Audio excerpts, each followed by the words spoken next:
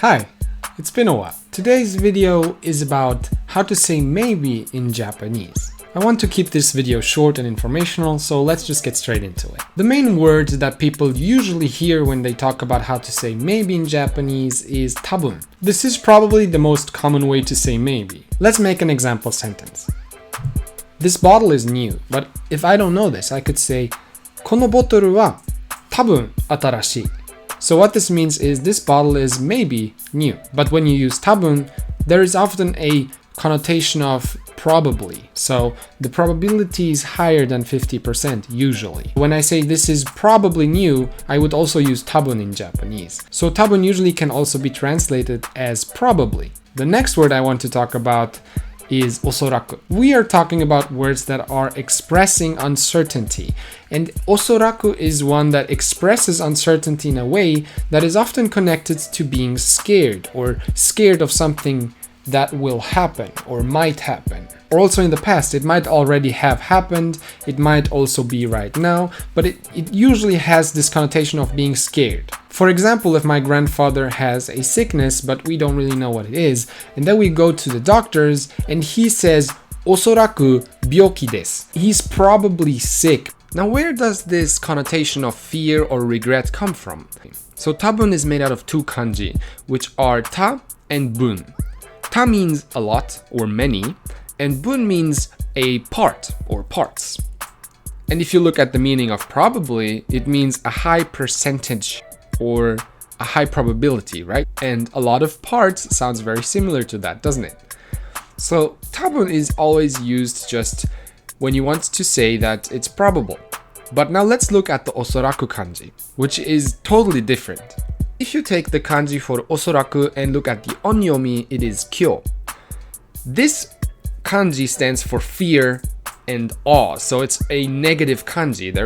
This fear is ingrained into how you write this word. Usually this kanji is used in the word osorashi, which means terrible or terrifying or frightening. So it's really, the fear is very evident here. In English, when you want to talk about probability in a regrettable way, or that in a fearful way, you say, I fear that dum dum dum. So for example, I fear that he is sick.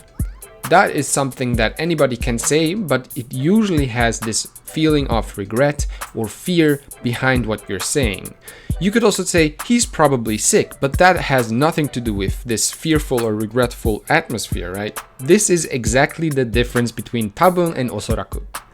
Even though people sometimes say that osoraku and tabun are interchangeable, usually they even are, but sometimes there are just cases where you shouldn't use osoraku. And these cases are when you are saying that something is desirable or that something is good. Like if you say, she's probably going to become healthy again, it is really weird if you use osoraku in that case. Because it would mean somehow you have this connotation of, I fear that she will be healthy again. And you want to say this in a positive light, right? So it's hopeful, it's desirable. Then you use tabun, 100%. Even though it might not sound very polite, usually you should use tabun, in my opinion anyway. The next one is kamoshirenai, or kamoshiremasen. Kamoshirenai means maybe, as well, obviously.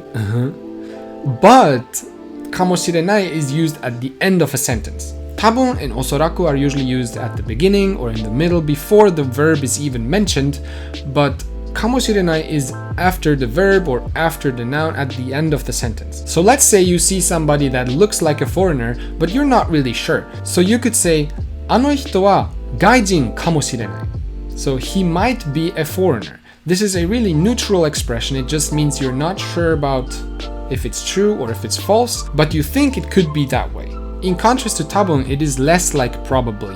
Kamoshirenai is really the maybe you're looking for. So if you're thinking it's 50-50 if it's true or wrong, you should use kamoshirenai. It is really widely used by everyone. I use it all the time. It's an amazing expression that can really flow up your grammar a little bit. The next expression is a little bit special because it doesn't really have the translation maybe. It's not directly translated as a maybe, but it is used when expressing uncertainty, so I thought it's important to talk about it at least. It is moshikashite, and moshikashite is used a lot when you talk about something that you didn't know until now, and now you realized it, so you say, by any chance, like, could it be? In that moment you realized something, and you use moshikashite. Let's make an example. You meet two people, and after an hour of hanging out with them, they touch hands, and you're like, oh, they might be together. It's a couple. So you say, moshikashite, couple desu ka? So you're like, are you a couple by any chance? Like, you didn't know up till now, but now you just realized, and you use moshikashite. It's really easy to use, always a similar way in using it, just moshikashite, ... and then you can ask your question, and that's how you express uncertainty in questions. And the last piece of information that I want to share with you is also a way to talk about something that you are not certain about, which is often used, especially in weather forecasts. The word is daro, and the way it's used is at the end of the sentence. For example, and somebody who is forecasting the weather would usually say in Japan that it could be sunny later today or tomorrow. And the way they say this is with the word desho.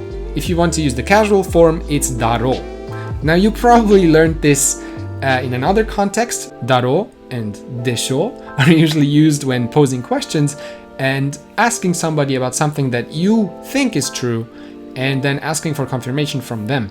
But this daro and desho are different because they don't go up with your voice.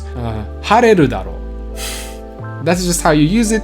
You probably won't use it yourself, but if you want to, you can also say watashi mo iku daro, which means I might go as well, or I will probably go as well.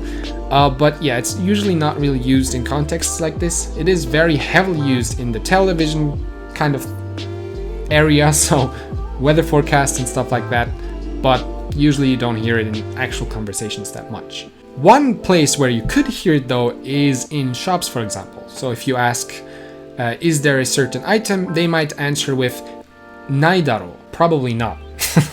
That was already my guide for saying maybe, or at least expressing uncertainty in Japanese. I hope it was somehow helpful for you. If it was, and you like this kind of atmosphere here, click the subscribe button. Just, I have some really funny videos as well, at least I find them funny. Here's a link to some of them, but I also do educational videos like this one. And yeah, that was enough self-promotion for today.